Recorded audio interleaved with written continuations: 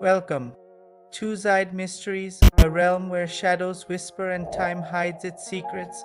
I'm Said Karar, your narrator through worlds unseen and moments unspoken, where every silence has a story and every truth has a cost.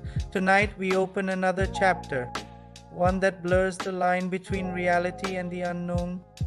In the early 2000s, when flip phones still clicked and emails were typed on bulky desktop screens, was a small office on the sixth floor of an old glass building, the kind where dreams quietly sat behind cubicle walls. And there, at desk number 23, worked Maya. She was quiet, the kind of person who spoke softly but worked with precision. She was known for her neat handwriting, her punctuality, and her ever-present blue notebook where she wrote things that no one ever got to read. Every morning she arrived before everyone else, turning on the lights, watering the single plant by the window, and making coffee for the team.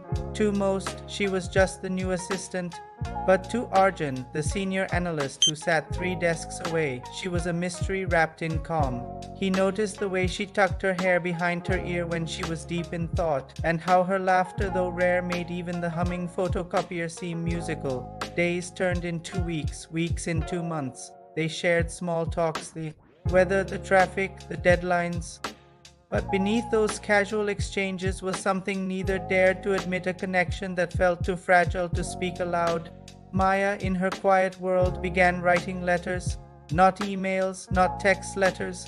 Letters to Arjun, letters she would never send. Soft instrumental rises slightly, each letter began the same way. Dear Arjun, today I wanted to tell you.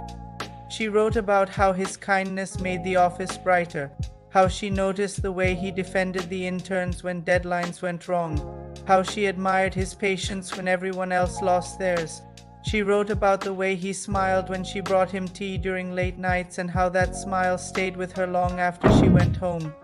But every time she finished a letter, she folded it neatly, placed it inside her blue notebook, and whispered, "Not today." Then one Monday morning, everything changed.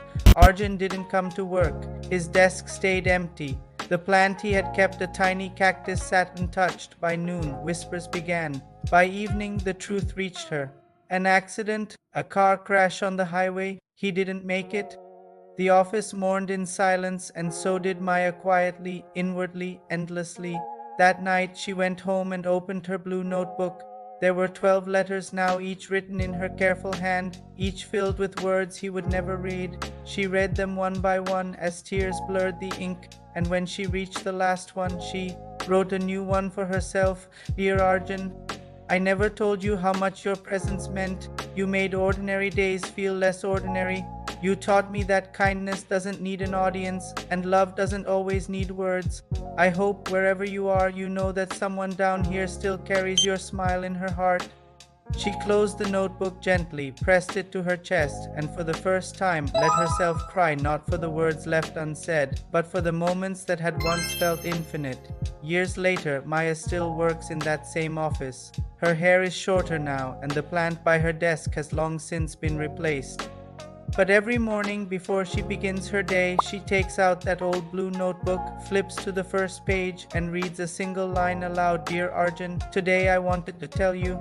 And even though he's gone, somehow the air around her feels like it's listening. Soft piano fades out, silence, then the closing line, because some letters are not meant to be delivered. They're meant to remind us that love, in its truest form, never really ends.